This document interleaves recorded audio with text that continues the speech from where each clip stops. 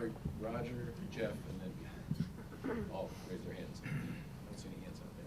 So, Rob, you're right, but you're also wrong. Okay. And I'll tell you how. Perfect. So, yes, This there. is not a Republican debate. I don't think. No, but the fact is that Rob is an unusual guy, and frankly, Medco is an unusual group because they are very interested in this kind of early stage dialogue. The challenge is that other payers certainly aren't, and frankly, the R&D people certainly aren't because they haven't been trained to, but also they're influenced largely by marketing organizations, which feel that they already understand the payer community.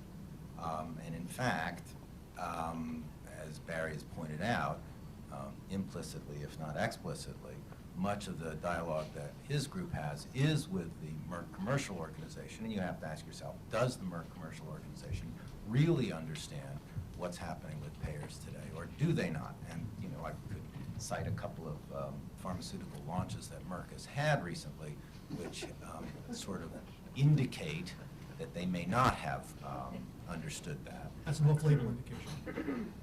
Well, actually, let's. I don't think there's anything wrong with actually being specific about that, because I think that helps you understand. Sure. On the one hand, you can look at a drug like Bridion, which came out from Schering-Plough Merck. It's hasn't been approved in the U.S., and I don't want to. You know, Jeff was kind of partly, and he certainly understands this because it's a Schering-Plough product.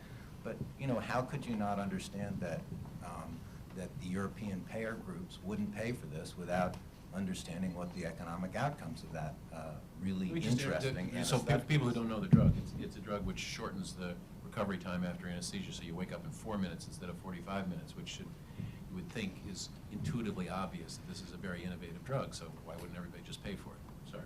Although there's a generic on the market for about $1 that does it in 30 minutes.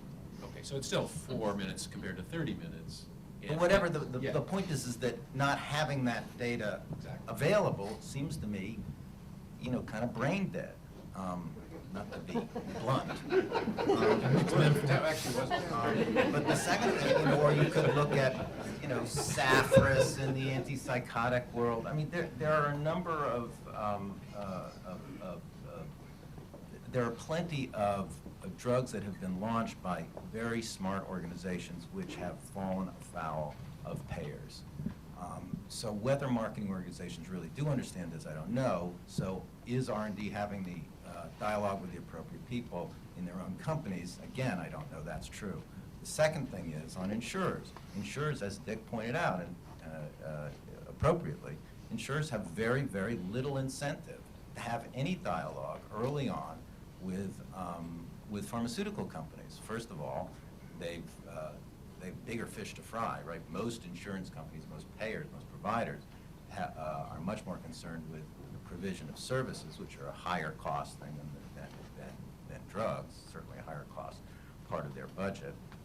But also, why wouldn't it be in their best interest, they think, to wait till the drug is ready, and then they can say, well, sorry, you didn't provide us the right data, we're going to screw down your price.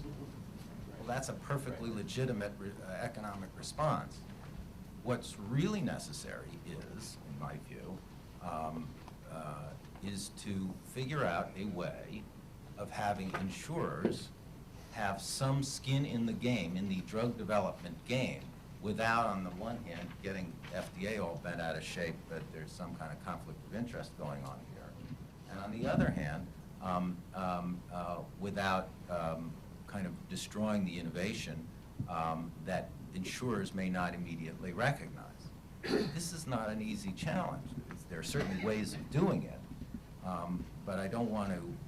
But I would be foolish to say that this was straightforward. The second thing is that you've got a government right now which is legally barred from doing what is truly sensible, and that is using cost effectiveness as a tool, at least one of the tools, in determining not whether you will pay for something, but how much you will pay for something. So the question isn't merely, is this valuable, but how valuable is it? And the way to figure that out is, how much is a person going to pay for it? The government.